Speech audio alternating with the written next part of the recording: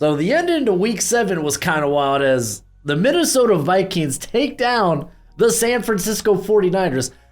It's safe to say there will be a new number 1 in this week's power rankings. Let's kind of go over it if you're unfamiliar, but we separate it into 5 different tiers here with, of course, the top being Super Bowl contenders.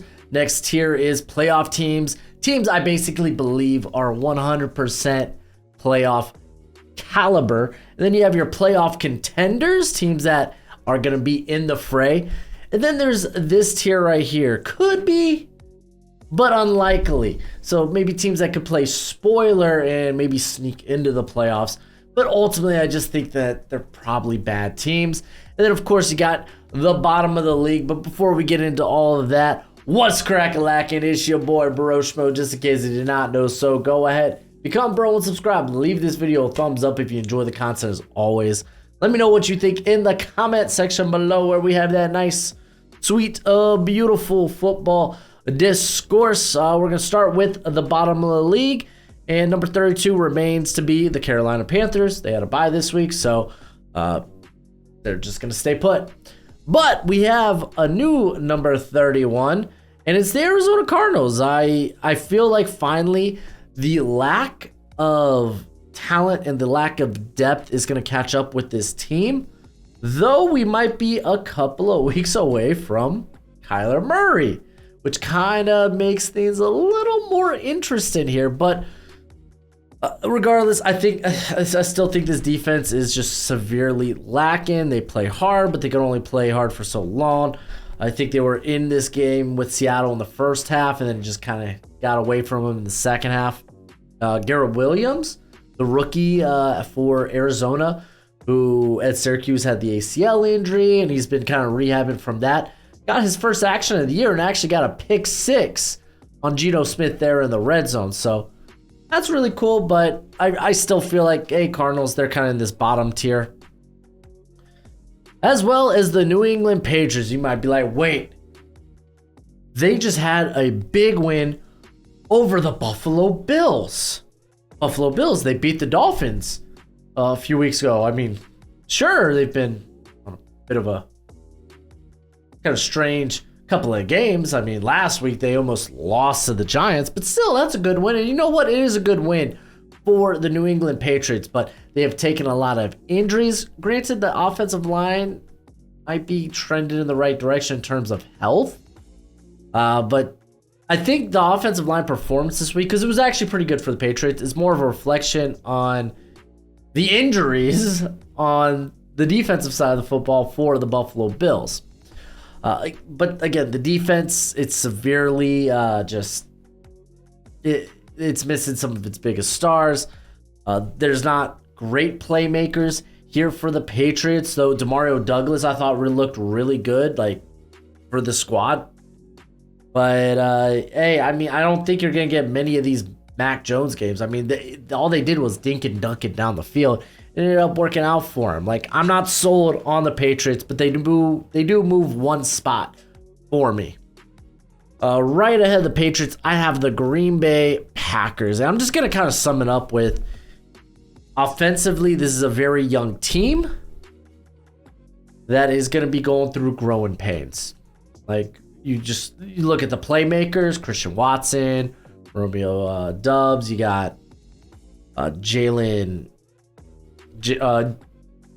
Reed, there we go. Luke Musgrave, you got Tucker Kraft. So they're just very young at the playmaker position. Jordan Love in his first full year as a starter. And I mean, David Bakhtiari, he's gone for the season, and you're relying on Rashad Walker, who was largely a developmental guy.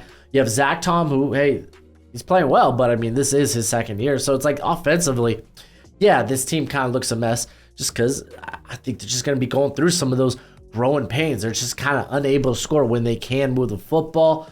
I'm hoping to see more of a workload for Aaron Jones now that he's returned from the hamstring injury. The defense is solid. They're just kind of held down by Joe Barry. And now people are kind of calling for Matt LaFleur's job. And I feel like a lot of that is just the reluctance I feel like it's because he won't fire Joe Barry. There, I said it. There's that. Since I can't pronounce reluctantness. Something like that. Anywho, yeah, I got him at the bottom. Losing to the Broncos this week wasn't a good look. And then I have the Chicago Bears just a notch ahead of them. Hey, Tyler Bagent got a victory. Like, what was it? It's like the first rookie who was a Division II player to get a win as a starter in like 60 years or something like that. But good on him. His average depth of target was 2.5 yards. Don't tell me once Justin Fields is healthy that you're like, oh, it's all about the Tyson Bagent train. I mean, they put in Nate Peterman to throw the Hail Mary at the end of the half. I don't know. I still think the Bears severely lack. They were facing a bad Raiders team. There's only so much I think I could move them up, and actually I didn't move them up at all. I mean, this was a Raiders team that was starting Brian Hoyer. We'll talk about the Raiders in a sec. Next, I have the Broncos. I mean, was it a good win against the Packers? The defense played better. Great. That just means more Vance Joseph. But definitely the offense seems to be getting into a better groove. I think I still don't think this team's very good right now. And I still feel like that at the end of the year, we could see a Sean Payton blow up aspects of this team. And so, I mean, dude, they're like, their 2 wins this year are Bears and Packers. Like, come on. Another team who, once they get in a scoring position, likes to kick field goals. Next, I do have the Las Vegas Raiders. I think this team will be much better next week. Said next season. But I think they'll be better now with Jimmy G hopefully coming back from the back injury. Brian Hoyer didn't really do much. They kind of tried to force feed Devontae Adams for a little bit and just didn't really move the offense even when they did get moving. You had Josh Jacobs touchdown called back, and then you had Devontae Adams drop a touchdown catch. And then they ended up settling for the field goal because, of course, you would. Josh McDaniels, you're there at 4th and goal. You settle for a field goal, of course. The defense is still just Max Crosby and against the world. It's just what it is. And it showed up, so I don't know, man. I feel terrible for Josh Jacobs. His offensive line is not blocking well for him. He's really being asked and forced to make something out of nothing. That's just not fair. It's just not. But let's go ahead and actually jump to this next tier I have. This could be but unlikely. And I want to start with the New York Giants. Good win here against the Washington Commanders. Defense is playing well. They're playing better than they have in weeks. I mean, this was the defense we saw last week. It was like, okay, this defense has stepped up against the Bills. Okay, let's go. But this offense, I don't want to say the offense looks better with Tyrod at quarterback, even though that does kind of feel a bit like the truth. I think it's now with a healthy Saquon Barkley that this offense is performing well. But Tyrod is operating this offense better. There, I said it. Offensive line remains banged up. Evan Neal was out this game. So they were starting Justin Pui and who did they have at right tackle? I think it was like Tyree Phillips or something. I don't know. Regardless, Giants, they ended up winning this one. Good on them. Going to the next squad I have here, it's the Tennessee Titans. They had the bye. The only thing really of note to talk about this week is that they actually just yesterday traded Kevin Byard, their safety, to the Philadelphia Eagles, so the rich get richer, for Terrell Edmonds, another safety, and a 5th and a 6th round pick in the 2024 NFL draft. You might be like, oh, that sounds like a garbage trade. I feel like they're just trying to get his contract off the books for next season. So that literally frees up $14 million going into the offseason after this season. So So there's your news on the Titans. Let's talk about Washington, the team that lost to the Jets. I said the Jets, the Giants. So Sam Howell needs to learn how not to put himself in position to get sacked. But I thought he played a good game.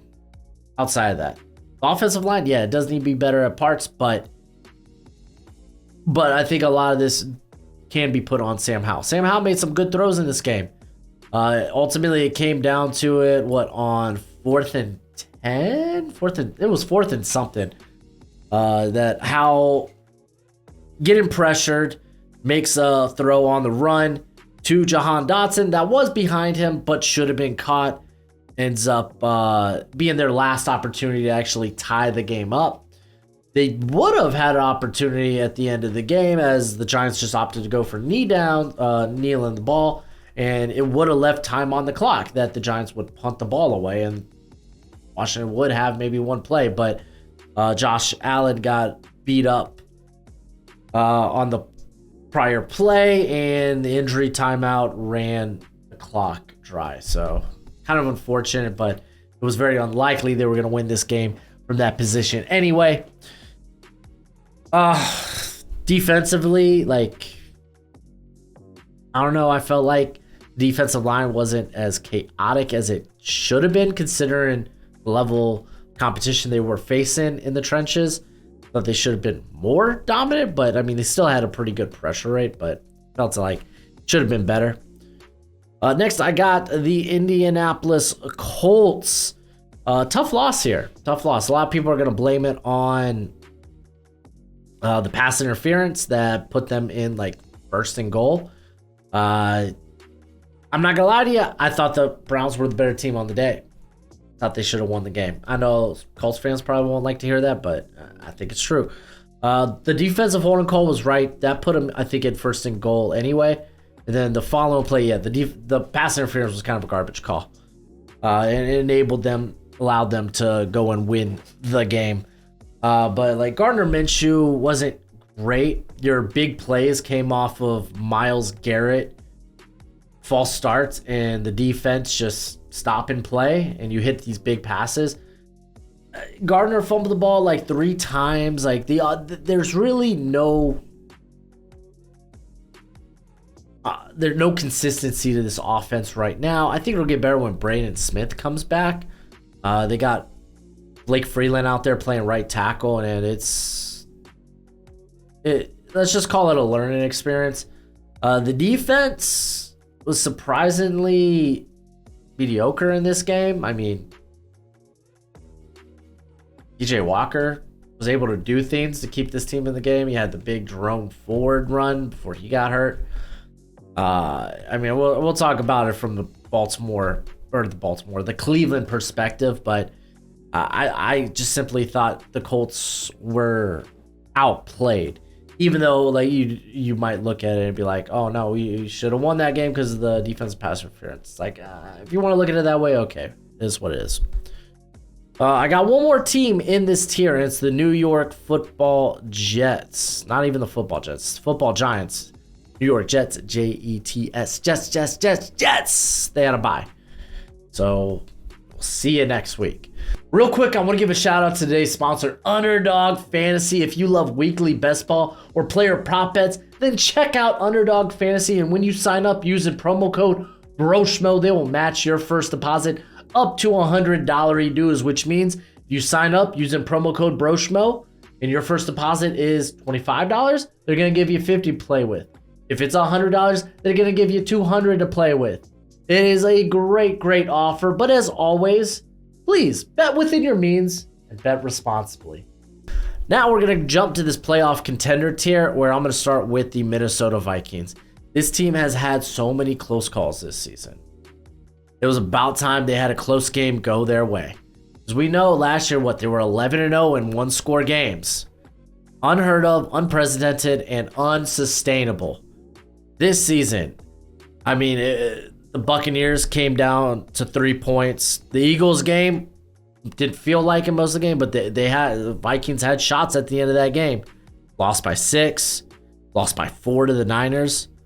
You had the win over the Panthers, but then you lose by 7 to the Chiefs had that non-Hail Mary at the end of the game, where Kirk Cousins got sacked instead of throwing the football. Is what it is. But the Vikings, Kirk Cousins playing great football. There, I said it. The offensive line played really well this game against the Niners. This is a huge win. This is hopefully a step in the right direction. The defense has been playing, last couple of weeks have been playing really good for Brian Flores. Really have.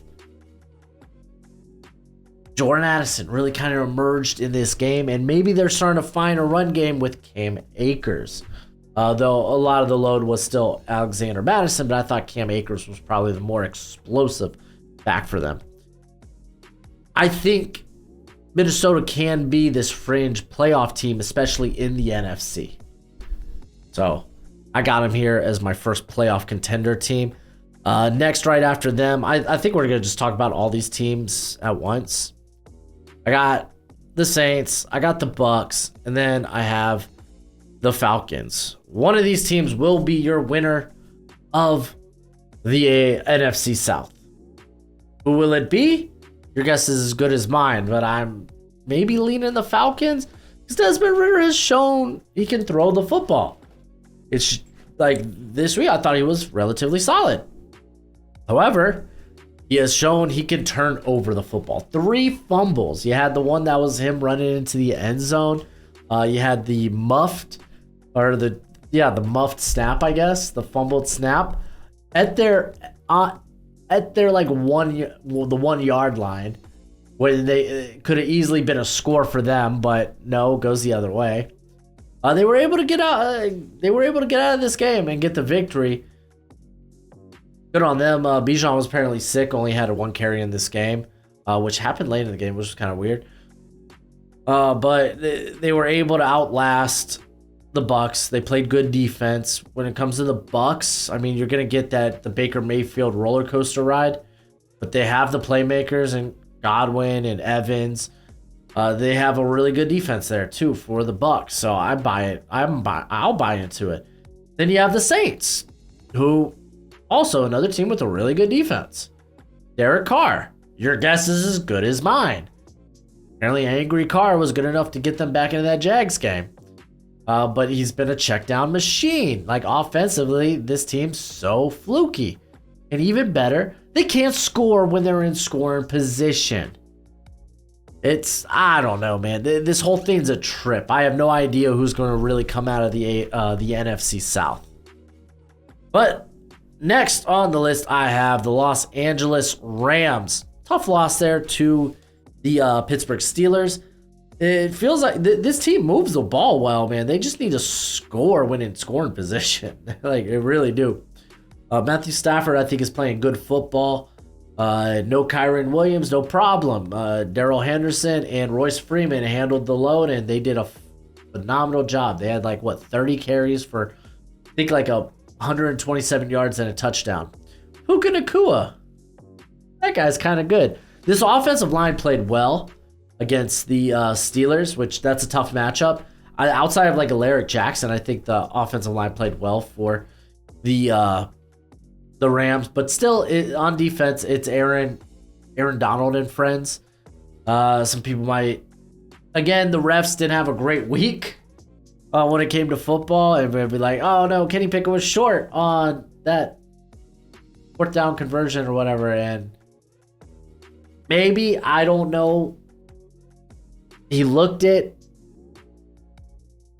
I don't know. I'll let you decide. I think it's kind of whatever.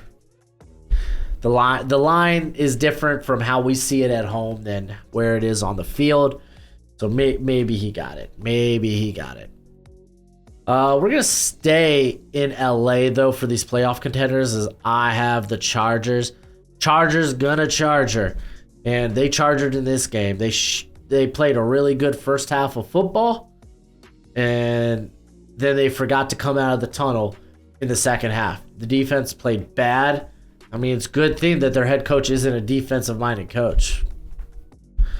Offensively, they can't be consistent.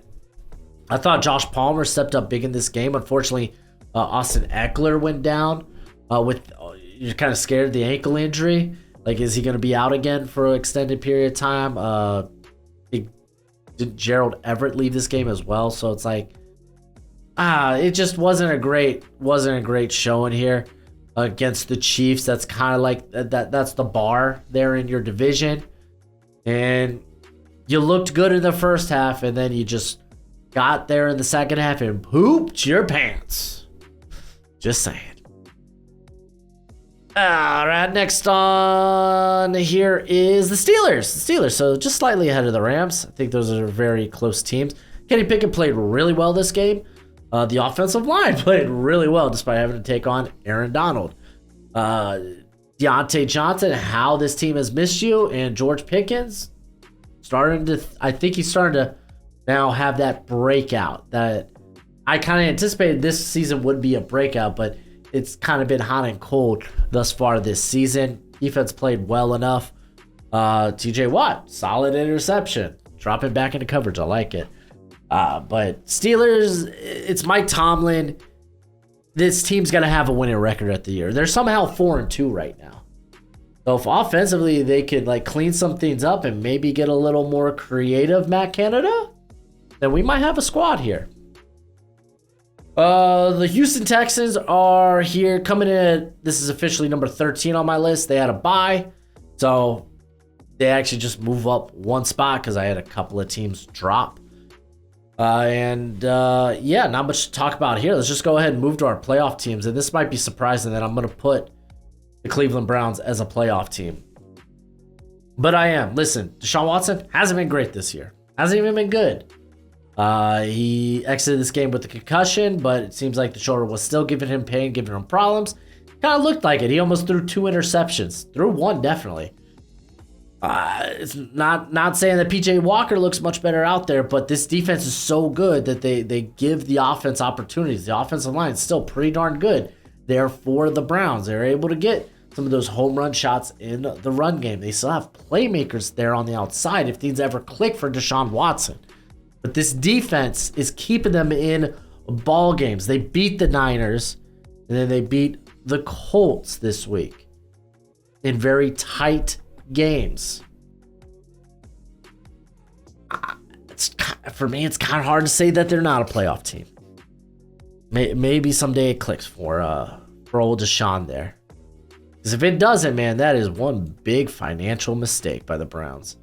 Seahawks, I was about to say they had a bye, but they did not. They faced the Arizona Cardinals. They had a lot of rookies playing this game because you had DK Metcalf out. You had parts of their offensive line out. So you had Lusagun Oluwatimi and Anthony Bradford playing there on the interior. And they did solid jobs. Jackson Smith-Njigba had his first real big game of the season.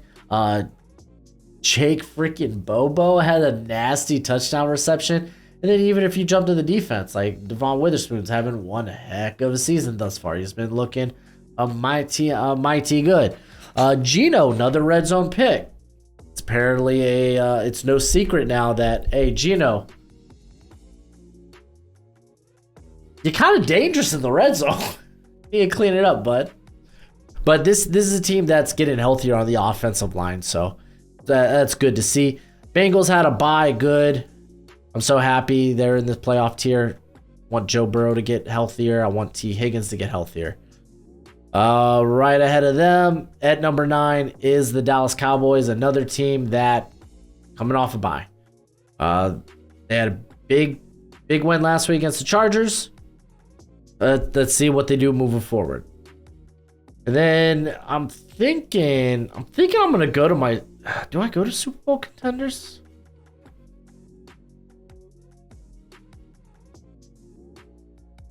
No, I'm gonna put the Detroit Lions right here. I'm not gonna go to Super Bowl contenders just yet. I'm gonna put the Detroit Lions right here. And everything I said like last week about the Lions, I felt came to fruition. I said that secondary was a lot more vulnerable than how Baker Mayfield made it look. He missed on a lot of deep throws and sometimes didn't even see it, so didn't even give it an opportunity to throw it that way. Lamar Jackson, he took all those opportunities. There was no wrong Baltimore's defense could do. you had Aiden Hutchinson and Liam McNeil, really the only guys that were able to get some pressure, and even then, it was coming late in the play. And unfortunately, offensively, man, they couldn't really get anything going until garbage time. I think Detroit got their first down when it was already 28-0. This is kind of all right, we're going to have to put this in the rearview mirror because this is, hey, Lions are a good team. It's just a really bad week for them. All right, now let's jump to our Super Bowl contenders. As you can see, I have all these teams listed as Super Bowl contenders, and I'm going to start with the Buffalo Bills. Yeah, they lost the Patriots. Easy to laugh at. Ha ha ha. Patriots suck and you lost to them. Ha ha ha. Division rivals play each other very, very well. It's just a thing that happens. As long as this team has Stephon Diggs and Josh Allen, they're never out of a game.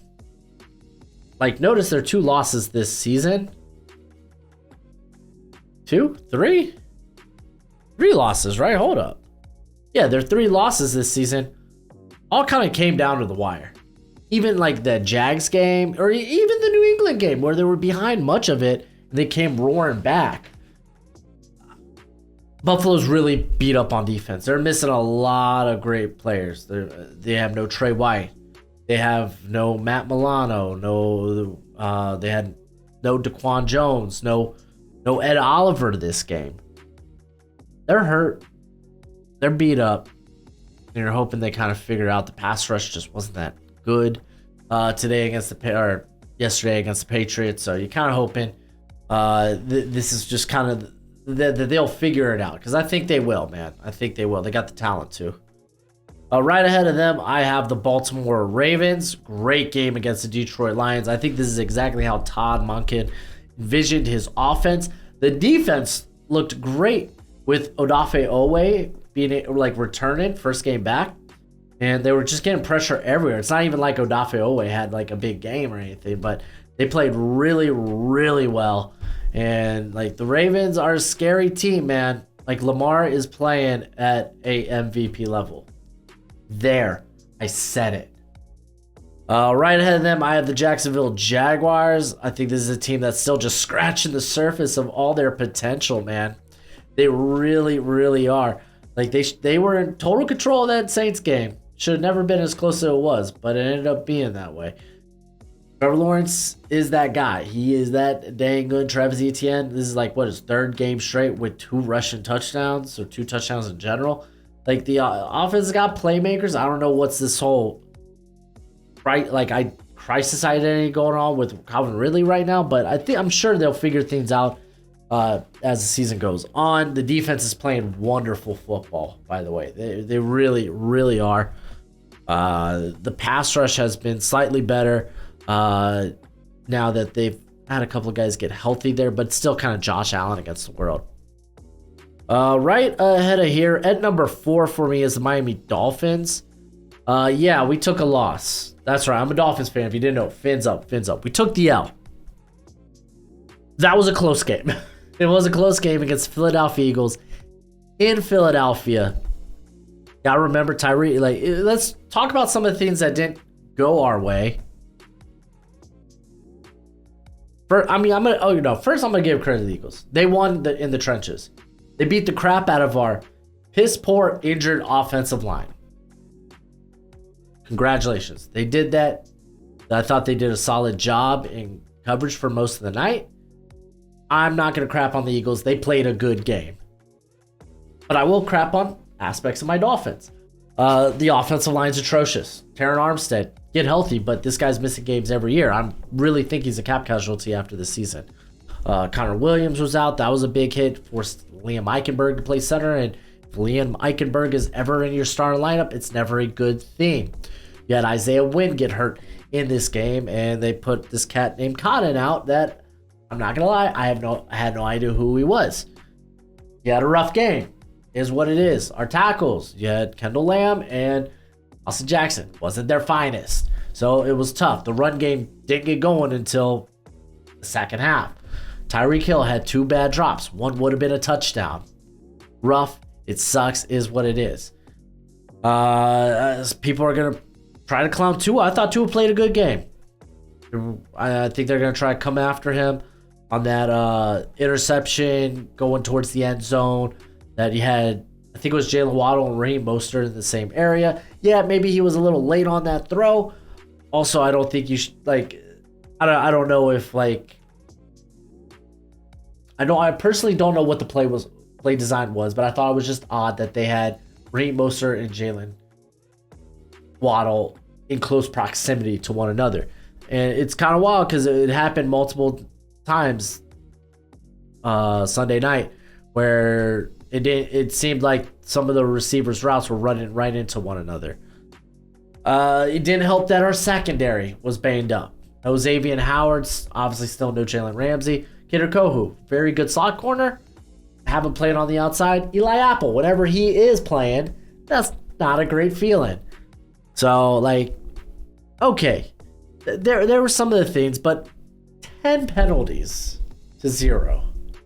When I say 0, I'm not going to pretend like the Eagles weren't called for a penalty, because they were. It just happened to be offset in penalties, because they called some weak,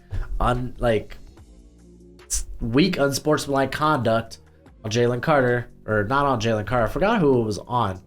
Was it Bradley Chubb? I don't think it was Chubb. No, it couldn't have been. It had to be someone on our offensive line. What am I saying? But where Jalen Carter essentially flopped. So, offset, it did feel like the refs were a bit against us. Not saying all the calls were bad, but she had the face mask on 4th and 3.